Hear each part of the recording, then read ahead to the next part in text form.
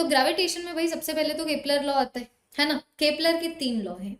पहला केपलर का लॉ ये बोलता है कि यार देखो, चाहे आप बात कीजिए कैसे प्लैनेट्स रिवॉल्व कर रहे हैं सन के अराउंड, या आप बात कीजिए कैसे मून रिवॉल्व कर रहा है अर्थ के अराउंड, बात एक ही है। जो ऑर्बिट है इलिप्टिकल है, इस इलिप्स के एक फोकस के ऊपर सन बैठा हुआ होगा।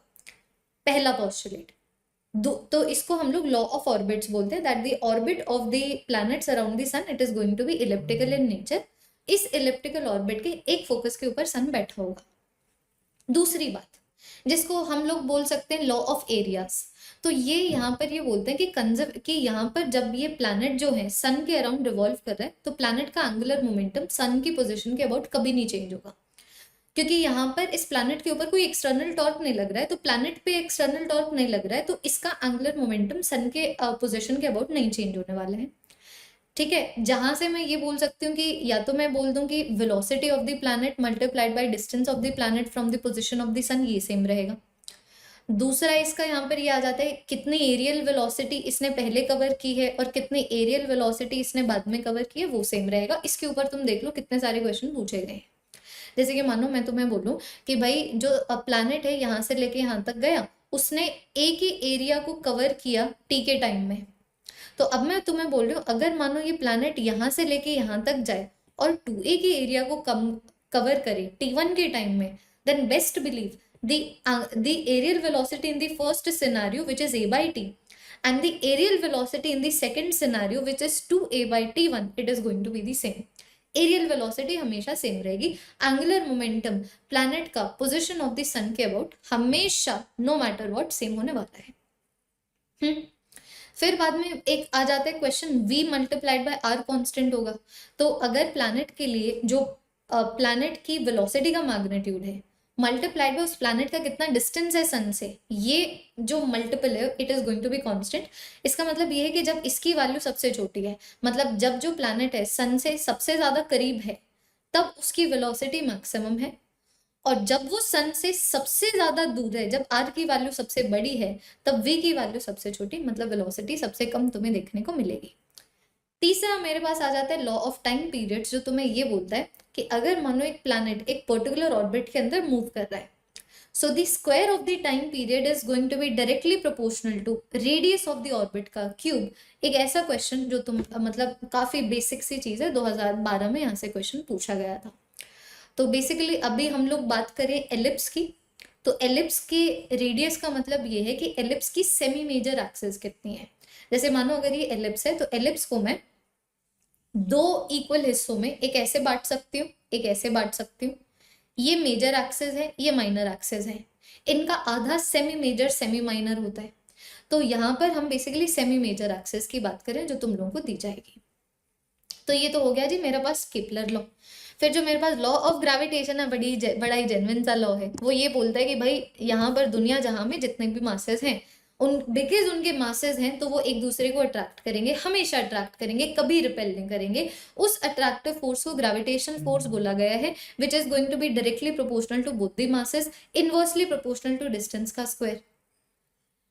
ग्रेविटेशन फोर्स नहीं डिपेंड करेगा इसके ऊपर कि इन दोनों मासेस के बीच में कोई तीसरा मास है कि नहीं है, इन दोनों मासेस के बीच में क्या मीडियम है, इन दोनों मासेस के बीच में कितना फोर्स है, सिर्फ इस पे डिपेंड करेगा दोनों का कितना मास है और दोनों के बीच में कितना डिस्टेंस है।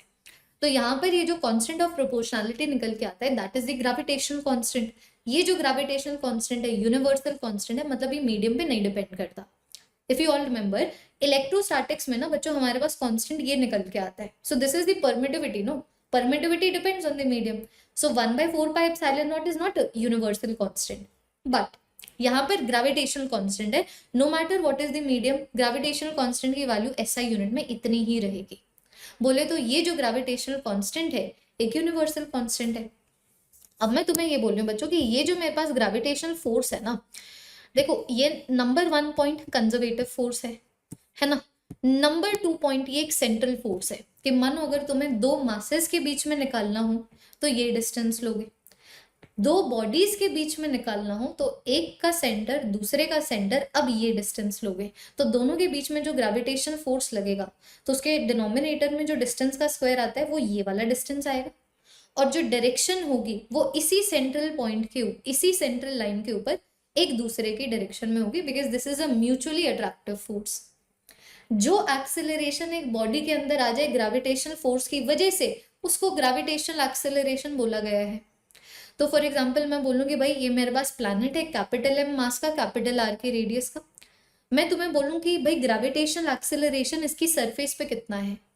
इसका मतलब ये है कि अगर मानो सरफेस के ऊपर मैं एम मास की बॉडी रखती तो इस एम मास की बॉडी का कितना एक्सेलरेशन होता। तो मैं देख रही हूँ कि इस एम मास की बॉडी के ऊपर अट्रैक्टिव फोर्स लगेगा, gravitational constant, mass of this body, mass of the planet, दोनों के बीच में जो डिस्टेंस है उसका स्क्वायर, इतना फोर्स लग रहा है। तो इसके ऊपर जो फोर्स लग रहा है अगर मैं इसको डिवाइड कर दूं इसके मास से तो ग्रेविटेशनल एक्सेलरेशन आ जाता है। तो तुम देख पा रहे हो कि ग्रेविटेशनल एक्सेलरेशन जो एक प्लैनेट की वजह से होगा वो प्लैनेट के मास पे डिपेंड करेगा, प्लैनेट की रेडियस पे डिपेंड करेगा, कौन सी बॉडी एक्सेलरेट करे उसके मास पे नहीं डिपेंड करेगा। तुम देखो ना बच्चों, चाहे मैं गिरूं चाहे ये पेन गिरे, ग्रेविटेशनल एक्सेलरेशन तो 9.8 मीटर पर सेकेंड स्क्वायर ही है ना। So gravitational acceleration because of the planet will not depend on what body is placed at a particular point. It will depend on the gravitational field of the planet, it will depend on the mass of the planet, it will depend on the radius of the planet. तो ये मेरे पास gravitational acceleration आ गया surface के ऊपर। अब तो देखो बहुत सीधी सी बात है, तुम लोग को कभी भी ग्रेविटेशनल एक्सेलरेशन निकालना हो ना प्लैनेट की वजह से, सेंटर से डिस्टेंस खींच लो। अगर सरफेस पे निकालना है तो डिनोमिनेटर में कैपिटल आर का स्क्वायर आ जाएगा।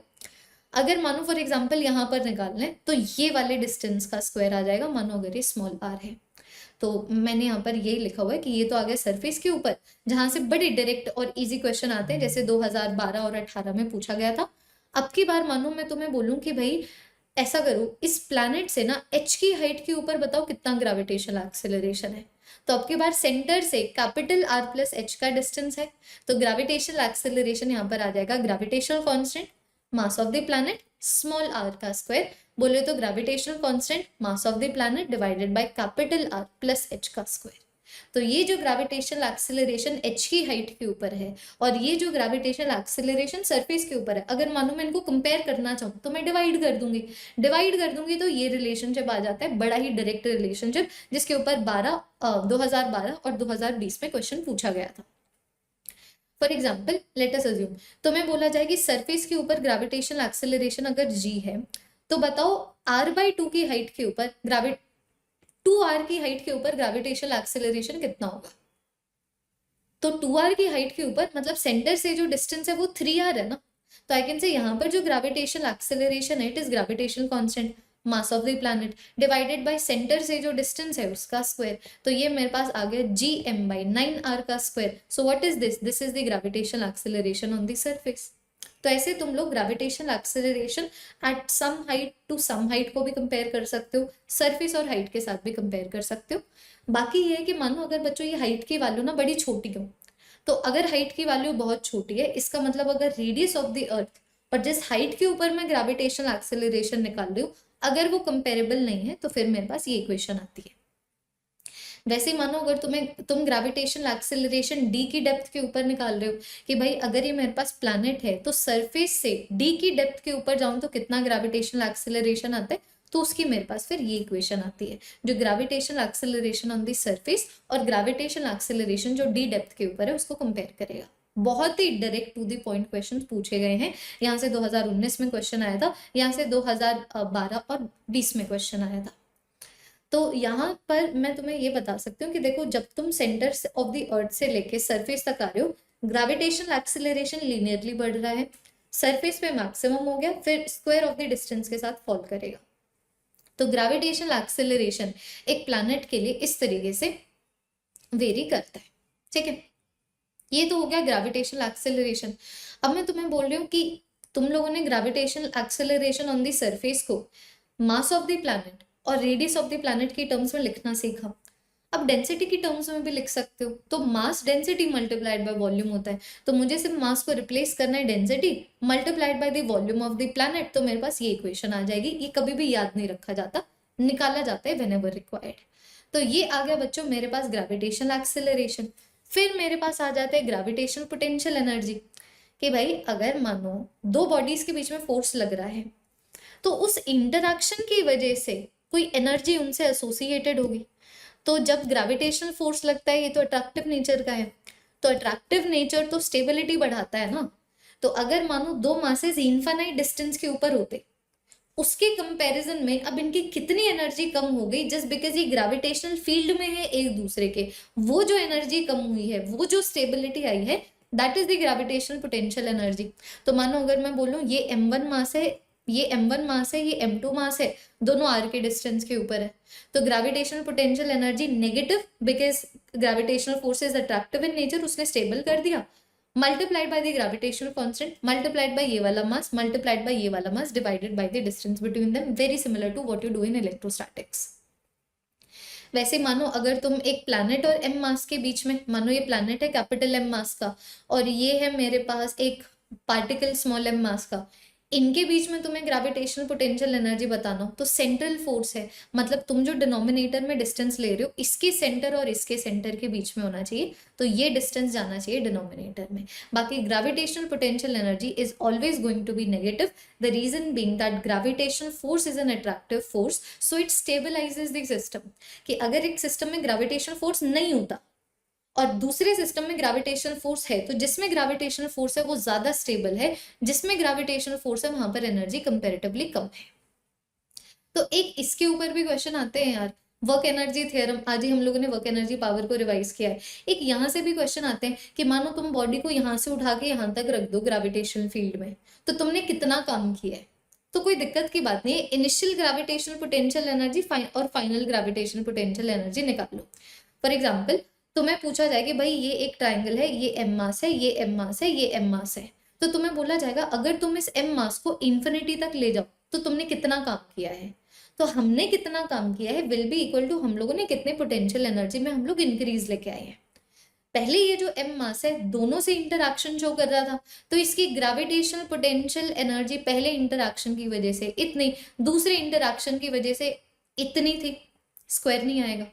बाद में पोटेंशियल एनर्जी जीरो हो गई, तो जितने भी पोटेंशियल एनर्जी को मैंने इंक्रीज किया है, पहले नेगेटिव में थी फिर जीरो हो गई, तो जितने भी पोटेंशियल एनर्जी को मैंने इंक्रीज किया है उतने का ही मैंने काम किया है।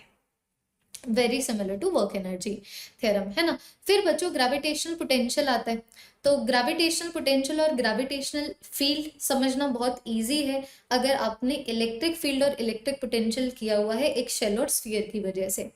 तो ध्यान देना, ग्रेविटेशनल फील्ड एक प्लैनेट या ग्रेविटेशनल फील्ड किसी भी मास की वजह से होती है कि अगर मैं इस मास की वजह से r के डिस्टेंस के ऊपर ग्रेविटेशनल फील्ड निकाल रही हूँ, इसका मतलब मैं यहाँ पर 1 kg मास को रखूंगी और देखूंगी कितने मैग्नीट्यूड का, किस डायरेक्शन में फोर्स लग रहा है, that is the gravitational field. वैसे ग्रेविटेशनल पोटेंशियल की बात करूं, मानो मैं m मास की वजह से ग्रेविटेशनल पोटेंशियल निकाल रही हूँ r के डिस्टेंस के ऊपर, तो मैं देखूंगी अगर मैं यहाँ पर 1 kg की बॉडी को रखूं तो उसकी कितनी पोटेंशियल एनर्जी है। सेम जो इलेक्ट्रिक पोटेंशियल और इलेक्ट्रिक फील्ड में तुम लोग करते हो, वो बिल्कुल छोटा सा टॉपिक ग्रेविटेशनल फील्ड और पोटेंशियल का यहाँ पर आ जाता है। जैसे तुम इलेक्ट्रिक फील्ड और पोटेंशियल में करते हो कि चाहे हॉलो स्फीयर हो या फिर सॉलिड स्फीयर हो, कभी भी सरफेस के ऊपर या फिर एक्सटर्नल पॉइंट के ऊपर ग्रेविटेशनल इलेक्ट्रिक फील्ड या फिर इलेक्ट्रिक पोटेंशियल निकालोगे, सारे के सारे मास को सेंटर पे कंसंट्रेटेड मान लेते हो। सेम चीज यहाँ पर है कि चाहे तुम लोग ग्रेविटेशनल पोटेंशियल निकालो या फिर तुम ग्रेविटेशनल फील्ड निकालो, सरफेस के ऊपर या फिर बच्चों हमारे एक्सटर्नल पॉइंट के ऊपर, you can assume the entire mass to be concentrated at the center. For example मानो मैं तुम्हें बोलूं भाई ये मेरा शेल है, इसके मास की वैल्यू है m, रेडियस की वैल्यू है r, मैं तुमसे पूछूं यहाँ पर कितना ग्रेविटेशनल फील्ड आएगा, तो मैं क्या करूंगी, मैं इसके के सारे मास को यहाँ पर कंसंट्रेटेड मानूंगी, फिर देखूंगी मैं ग्रेविटेशनल फील्ड कितने डिस्टेंस के ऊपर निकाल रही हूँ। तो ग्रेविटेशनल फील्ड का मैग्नीट्यूड मेरे पास हो गया इतना, ग्रेविटेशनल पोटेंशियल मेरे पास हो गया इतना। अगर मुझसे स्मॉल r के डिस्टेंस के ऊपर ग्रेविटेशनल फील्ड पूछी जाए या ग्रेविटेशनल पोटेंशियल पूछा जाए, ये एक्सटर्नल पॉइंट है, तो दोबारा से सारे के सारे मास को सेंटर के ऊपर कंसंट्रेटेड मान के मैं ग्रेविटेशनल फील्ड भी निकाल सकती हूँ, मैं ग्रेविटेशनल पोटेंशियल भी निकाल सकती हूँ, चाहे शेल हो या फिर वो स्फीयर हो। जैसे शेल के अंदर, कंडक्टिंग शेल के अंदर इलेक्ट्रिक फील्ड नहीं होती, इलेक्ट्रिक पोटेंशियल कांस्टेंट होता है, वैसे ही एक शेल के अंदर जो ग्रेविटेशनल फील्ड है वो नहीं होती। देखो जो शेल है, शेल के अंदर ग्रेविटेशनल फील्ड नहीं होती, मतलब ग्रेविटेशनल पोटेंशियल सेम रहता है। जो ग्रेविटेशनल पोटेंशियल सरफेस के ऊपर है वही इसके सारे के सारे पॉइंट के ऊपर नजर आएगा। यहाँ पर 2010 में से क्वेश्चन पूछा गया था। तो बिल्कुल electric field due to a shell and sphere, potential due to a shell and sphere के जो ग्राफ्स वहां पर करते हो, सेम चीज बच्चों हम लोगों को यहाँ पर नजर आती है। कि अगर मानो मैं फॉर एग्जांपल मैं शेल की वजह से बात करूं, मैं यहाँ पर मानो ग्रेविटेशनल फील्ड को प्लॉट करूं डिस्टेंस के साथ, तो मैं बोल दूंगी कि भाई देखो जो ग्रेविटेशनल फील्ड है शेल की वजह से, अंदर तो है नहीं, सरफेस पे G M capital R square है, फिर डिस्टेंस के साथ फॉल करती है। अगर मानो मैं ग्रेविटेशनल पोटेंशियल को डिस्टेंस के साथ इस तरीके से प्लॉट करूं तो ग्रेविटेशनल पोटेंशियल नेगेटिव में है, शेल के अंदर कांस्टेंट होता है जितना सरफेस के ऊपर है, फिर ये डिस्टेंस के साथ फॉल करता है। स्फीयर की सिनारियो की बात करूं तो अगर यहाँ पर कोई डेरिवेशन वगैरह तुम्हें नहीं करनी है, सरफेस और एक्सटर्नल पॉइंट के लिए तुम्हें पता ही है, इंटरनल पॉइंट के ऊपर ग्रेविटेशनल पोटेंशियल इतना होता है, you don't have to memorize, ये नहीं पूछा जाएगा। सो ग्रेविटेशनल पोटेंशियल ध्यान से देखिएगा, ग्रेविटेशनल पोटेंशियल और फील्ड तुम लोग बाहर और सरफेस के लिए तो जान ही चुके हो। अब मैं इंटरनल पॉइंट की बात करूं तो इंटरनल पॉइंट के ऊपर एक शेल के अंदर नहीं, एक स्फीयर के अंदर जो ग्रेविटेशनल फील्ड है directly proportional to the distance होती है। जैसे एक नॉन कंडक्टिंग स्फीयर में electric field at an internal point is directly proportional to the distance from the center, याद रखना है, ठीक है। फिर मेरे पास आ जाते हैं ये वाले कंसेप्ट एस्केप वेलोसिटी के, कि यार देखो हमें पता लग गया कि अगर कोई भी बॉडी दूसरी बॉडी के पास रखी हुई है तो पहली बॉडी दूसरे बॉडी को ग्रेविटी की वजह से अट्रैक्ट करेगी, है ना। तो इसका मतलब मैं बोल सकती हूँ कि यार अगर मानो मैं फॉर एग्जांपल अर्थ की बात करूँ, वैसे तो मैं किसी भी प्लैनेट की बात कर सकती हूँ, लेकिन मानो अगर मैं अर्थ की बात करूँ, तो अगर मैं अर्थ की बात करूँ तो इसके सराउंडिंग में जितनी भी बॉडीज हैं वो इसकी ग्रेविटेशन फील्ड में है। तो अगर मैं चाहती हूँ कि ये ग्रेविटेशन फील्ड से चली जाए, है ना, तो मुझे इसको कुछ काइनेटिक एनर्जी देनी पड़ेगी। तो जितनी काइनेटिक एनर्जी मुझे एक बॉडी को देनी पड़े ताकि वो एक प्लैनेट की ग्रेविटेशनल चुंगल से चली जाए, that is the escape kinetic energy. Velocity associated with it, it is the escape velocity. जिन बच्चों ने मुझसे ग्रेविटेशन पढ़ा है उन्हें अच्छे से पता है एस्केप वेलोसिटी की कोई इक्वेशन नहीं है। अगर आपको लगता है एस्केप वेलोसिटी की ये इक्वेशन है, एक मीडियम लेवल का क्वेश्चन दूंगी और हिल जाओगे। एस्केप वेलोसिटी की कोई इक्वेशन नहीं, कंसेप्ट है एस्केप वेलोसिटी का। तो कितनी वेलोसिटी में बॉडी को दूं ताकि वो चली जाए इन्फिनिटी तक, that is the escape velocity. अब मानो एक बार वो इन्फिनिटी के ऊपर पहुंच गई, तो इन्फिनिटी के बाद पहुंचने के बाद भी क्या उसके पास कोई काइनेटिक एनर्जी है? अगर है तो वो इंटरस्टेलर काइनेटिक एनर्जी है जिससे एसोसिएटेड इंटरस्टेलर वेलोसिटी है। So this is very similar to photo electric effect. जैसे कि मानो अगर एक मेटल का वर्क फंक्शन 4 इलेक्ट्रॉन वोल्ट है, इसका मतलब ये है कि अगर मैं उसको 4 इलेक्ट्रॉन वोल्ट दे दूं, so 4 electron volt is the minimum energy that I would have to give to cause photo electric effect, right. अगर मैं इसे कम एनर्जी दूं नहीं निकलेगा इलेक्ट्रॉन, ज्यादा दूं तो काइनेटिक एनर्जी से निकलेगा। सेम चीज यही है, अगर आप एस्केप वेलोसिटी जितनी वेलोसिटी देते हैं तो बॉडी इन्फिनिटी तक चली जाएगी, लेकिन इन्फिनिटी तक पहुंचने के बाद उसके पास कोई काइनेटिक एनर्जी या वेलोसिटी नहीं बचेगी। अगर आप एस्केप वेलोसिटी से ज्यादा वेलोसिटी देते हैं तो आपने जितनी ज्यादा एनर्जी दी है वो उसकी इंटरस्टेलर काइनेटिक एनर्जी है। अगर आप कम वेलोसिटी देते हैं तो फिर बाद में वो एस्केप नहीं कर पाएगी। Very similar to photo electric effect. तो ये मेरा फिर वर्क एनर्जी थ्योरम बन गया ना। जिन बच्चों ने मुझसे पढ़ा है मैंने तुम्हें बताया भी, कभी भी किसी बॉडी का किसी भी पॉइंट के ऊपर एस्केप वेलोसिटी पूछा जाए ना, never solve for the escape kinetic, never solve for the escape velocity, solve for the escape kinetic energy. कि भाई देखो अगर फॉर एग्जाम्पल यहाँ पर किसी भी एम मास की gravitational potential energy negative 10 joule है,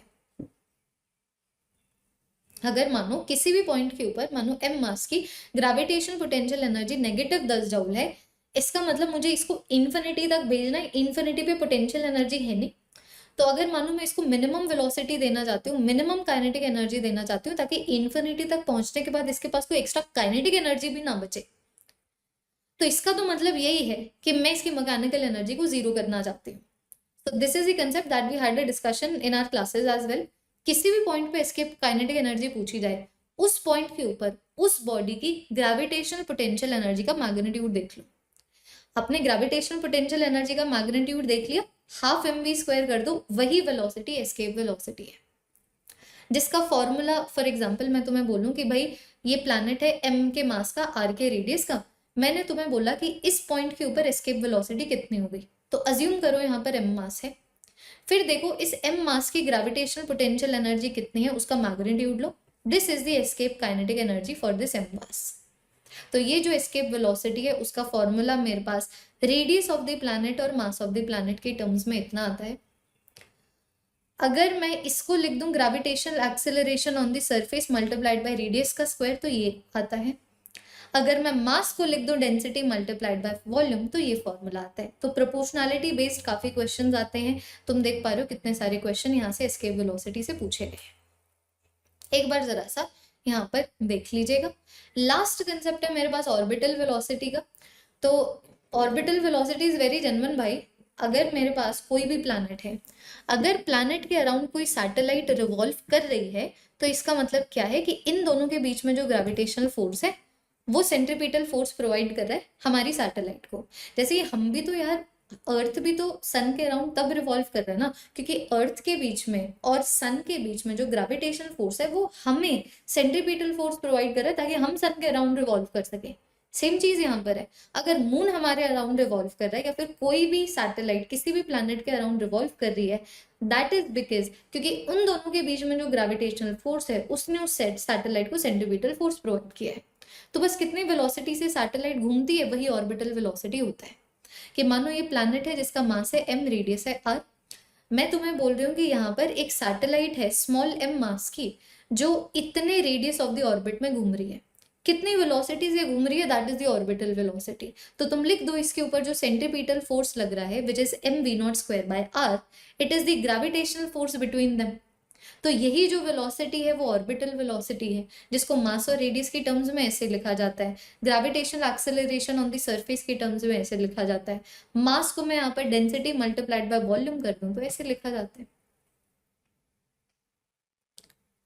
है ना। बड़ी जेन्युइन क्वेश्चन है इसके ऊपर। फिर एक लास्ट कंसेप्ट यहाँ पर ग्रेविटेशन में हमारे पास यार ये भी आता है, जैसे कि ना तुमसे चाहे मैं इलेक्ट्रॉन के मोशन की बात करूं कि जब इलेक्ट्रॉन एक न्यूक्लियस के अराउंड रिवॉल्व करता है, so electrostatic force is providing the centripetal force to the electron so that it can revolve around the nucleus. Same बात यहाँ पर है। अगर एक सैटेलाइट एक प्लैनेट के अराउंड रिवॉल्व कर रही है, then I can say that the centripetal force that is provided to the satellite, it is because of the gravitational force between the satellite and the planet. Same वहां पर होता है कि भाई अगर मानो फॉर एग्जाम्पल हमारे इलेक्ट्रॉन की काइनेटिक एनर्जी x है, तो पोटेंशियल एनर्जी -2x हो जाएगी। ऐड कर दोगे तो मैकेनिकल एनर्जी आ जाएगी। सेम यहाँ पर है कि अगर मानो मैं सैटेलाइट की बात करूं, ठीक है, तो अगर मानो एक सैटेलाइट एक ऑर्बिट में घूम रही है एक प्लैनेट के अराउंड, तो अगर उस सैटेलाइट की जो काइनेटिक एनर्जी है अगर उसकी वैल्यू x है, तो पोटेंशियल एनर्जी उसकी -2x हो जाएगी और मैकेनिकल एनर्जी दोनों को ऐड करके -x हो जाएगी। एक बार जरा सा यहाँ पर देख लीजिए, ये हमारा ग्रेविटेशन का चैप्टर है। ट्रस्ट में मेरी आंखें 2 घंटों से दर्द कर रही है। मैं बहुत ही हाई वोल्टेज की लाइट के अंडर पिछले 8 घंटे 40 मिनट से बैठी हुई हूँ। But we have to do this. There is no other option, guys. We cannot say कि because of this we will not be able to do it. अगर कोई एक्सटर्नल चीज होती तो बात अलग थी। जैसे मानो एकदम से भूकंप आ जाए, एकदम से लाइट चली जाए, एकदम से वाईफाई चला जाए, वो अलग बात है। लेकिन हम खुद से इंटरनल रीजन की वजह से डिसीजन नहीं ले सकते। हम एक काम करने बैठे हैं, वो काम तो अभी हमें करना ही करना है। I know it is difficult, of course it is difficult, but 2 chapter रह गए। देखो 2 पेज रह गए बच्चों। ये जो वेव्स हैं इसमें से तो पूरा का पूरा डोपलर इफेक्ट जा चुका है।